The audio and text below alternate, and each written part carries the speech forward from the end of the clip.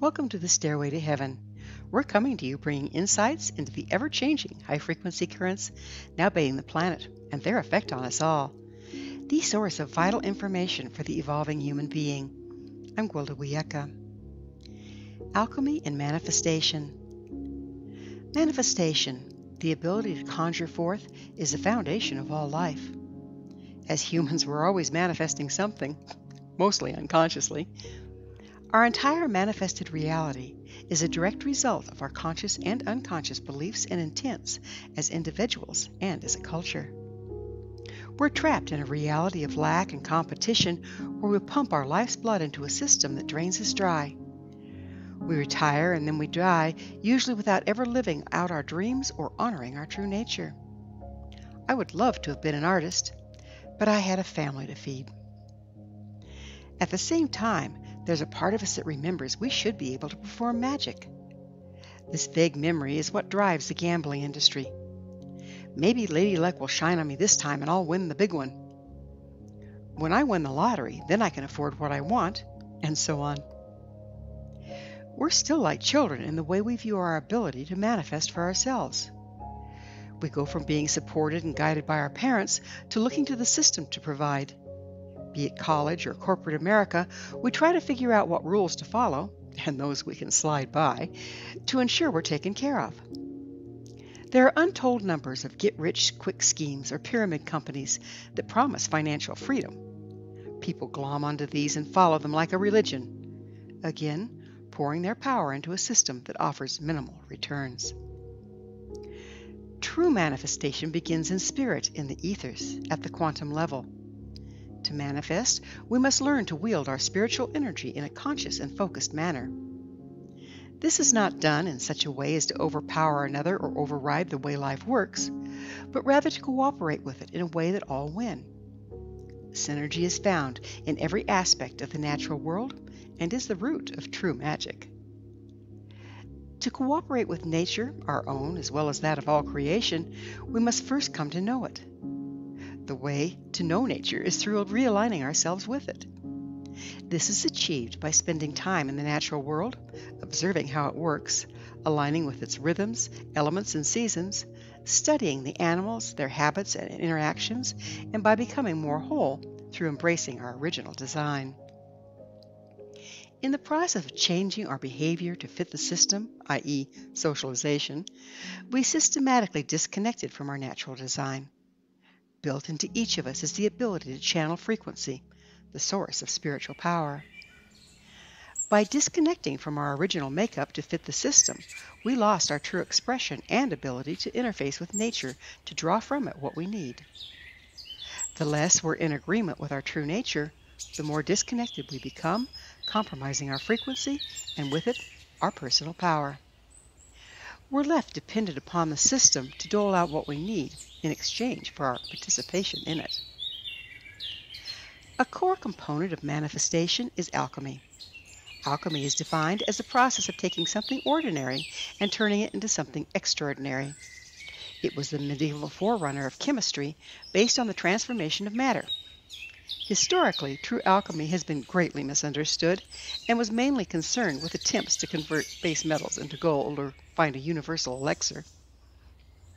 Currently, we're in desperate need of transforming our seemingly overwhelming challenges into a positive outcome. If ever there a time when true alchemy were needed, it would be now. One definition of manifestation is a perceptible outward or visible expression.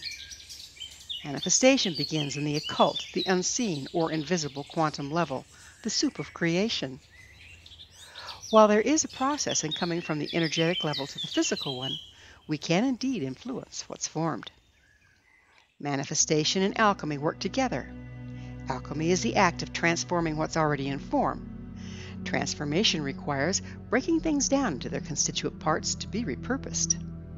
Manifestation is creating a matrix at the quantum level to which these constituent parts are drawn in order to our intentions can be physically manifest. Energy is neither created nor destroyed. All that is or ever will be is already present in one form or another. Using alchemy, we can break down what's in form and no longer serves into its constituent parts to be repurposed at the quantum level into what we wish to manifest. However, in the consumer-based expand and accumulate mindset, there's no provision for loss or destruction. We're all about acquiring and building things, but destruction and letting go, not so much. It is this mindset that has much of our resources tied up in hoarding things that no longer serve, leaving us without adequate substance to manifest anew. Manifestation requires mindful and skillful application of intention. It's through our intention, conscious and unconscious, that the chakra system is engaged to energetically create a matrix at the quantum level around which matter and events manifest. This process is not without its problems. For one, we're unaware of our personal power, often come from a belief in lack and victimhood. When immersed in this belief system, it never occurs to us to set our intention and mobilize our will into the world to effect a change at the quantum or energetic level of life. Another complication, as I mentioned before, most of our intentions are unconscious and designed to create solutions to imagined problems. If the problem doesn't exist, neither does the solution. An example, if we believe we're not worthy just the way we are, that we must achieve something to make it so, as long as we believe in the illusion of our unworthiness, no matter what we do, all our achievements will seem to fall short. The true problem lies in our belief system, not our worthiness. The solution is not in achievement, but in reframing our beliefs. In addition, there's this little issue of beliefs and agreed upon realities. If we do not believe a thing is possible, or it's not in our reality, we never think to intend it, much less manifest it, nor would we recognize it if it slapped us in the face. Then there are the yabbits. What do you want? I want to have a nice home. So why not manifest it? Yeah, but nice homes take money. I don't have enough money. So manifest the money. Yeah, but I'm tapped out in my job. No more raises. So get a different job. Yeah, but if I quit my current job, I'll lose my retirement. And on it goes. In this case, the belief in lack and victimhood, combined with fear of loss, has a person firmly trapped in the status quo. They short-stop setting their intent through repeated yabbits, remain in victim, and never engage their will to initiate the change needed to manifest their desires. Another amazing fact about true manifestation is that once you have cleared all your personal roadblocks to initiating and following through the process, you don't have to know or manage the details of how it'll take place. In fact, if you try to do so, you'll just get in your own way. Simply set the intent, clear what's brought up in you that gets in the way, be they beliefs or lack thereof or any number of other things. Let go of what starts to fall apart to free up the needed constituent parts. Recognize and follow your promptings, taking appropriate action in a timely manner when needed. While manifestation and alchemy are complex skills requiring much study, healing, soul-searching, and reframing of reality, a good place to start is understanding the process of engaging them. With this in mind, the road to manifestation is as follows. Raise your frequency.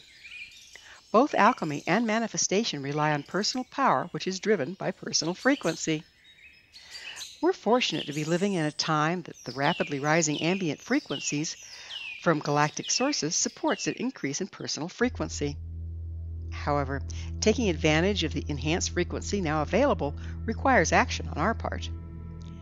This is not something one does and is done with. This is an ongoing process. Just as the ambient frequency is continuing to rise, we must consistently remove our resistance to it. The following are some things you can do to help enhance your frequency in order to channel power. Become more self-aware. The more self-aware we are, the better able to align with high frequency of our true nature. Among the things that can assist this process are psychotherapy, counseling, EMDR, meditation, and biofeedback. Reclaim your power by becoming more energetically whole through shamanic healing, such as soul retrieval. Be willing to reevaluate. Remember, there's no replacement for good old soul searching and adjusting our mindset. Old mindsets restrict movement and with it, frequency. Access and dismantle old operating systems, beliefs, and judgments that no longer serve. You know, those things that have us doing the same old thing in the same old way and expecting different results. Find what brings you joy. Joy serves as a guidepost to what supports us and enhances our frequency. Or conversely, bringing joy into whatever you're doing, as joy is by its very nature high frequency. Don't get stuck in judgment, polarization, or victim stance. They freeze us in place, drop our frequency, and limit our options. Remain flexible and open to possibility. Letting go of expectations of what we think the process should look like frees up possibility, reduces drag, and thereby facilitates higher frequency. Engage alchemy. Being willing to dismantle forms that no longer serve our intentions removes extra baggage, enhances frequency, and provides the raw material to manifest anew. Once we've started to enhance our frequency, providing more fuel for the manifestation process, engaging the following steps can be helpful. Examine what you're intending to manifest to make sure you're not creating solutions to perceived problems rather than engaging a true desire. I cover more of this on a very important topic in the Stairway to Heaven, entitled The Hidden Power That Drives Our Lives, Intention and Bottom Line. Work within the laws of nature. Be mindful of the seasons, planets, stars, equinoxes, and solstices, as they can support our intent. For instance, if you're initiating a process that will develop over time, when you set it in motion, think about the power of spring and planting. If you're in a Mercury retrograde, use the time to clear old issues standing in the way of what you wish to manifest. Don't attempt to move forward until it goes direct. Envision your desired manifestation coming to you. Build it in your imagination. It's through the imagination we build the matrix at the quantum level around which our manifestation forms. Set your intent and bottom line and record them in your journal. Watch for and follow your promptings. Clear all the issues, beliefs, and judgments that show up standing between you and your desired manifestation. For instance, the aforementioned yabbits. Find agreement with a trusted partner or friend. There is power in numbers. Trust the process, knowing that though you may not see it yet, like a seed planted in the spring, harvest is on its way. Think out of the box. Don't limit the way your manifestation can come to you, like winning the lottery. Recognize the things that come to you which are designed to build your creation and take advantage of them. Give gratitude for each provision. Align with and move in your own personal timing and rhythm. Stay in the present moment, neither hanging on to past sources nor rushing to find new ones. Release fear of lack. No hoarding. It burdens us, slows us down, and drops our frequency. Trying to receive with a closed fist and all of that. Take responsibility for your reality with the understanding you created it and can recreate it. Once your creation has arrived, take time to give gratitude for it. We can never claim or enjoy that for which we're not grateful. In the lack of gratitude, we stagger through life like hungry ghosts, ever seeking, never satisfied. This might seem like a lot, and it is. To whatever degree you can implement the principles, you'll find your power to manifest increasing. The key is to step out of our old programming, belief systems, and conditioning enough to recognize our growing power as co-creators and continue the process. However, when you look at the alternative, continuing as a slave to an exploitive dying system, I think you'll find it well worth the effort. Thank you for joining me, Gwilda Wiyaka, on the Stairway to Heaven, where we provide updates on the energetic currents, facilitating our evolution into conscious, powerful co-creators. To revisit this or any of our past episodes, visit our archives at www.stairwaytoheavenmedia.com. If you'd like to find out more about me, my school, and the evolutionary tools we offer, visit www.findyourpathhome.com. Until next time, may you be blessed on your sacred path to wholeness. We are here. The time is now.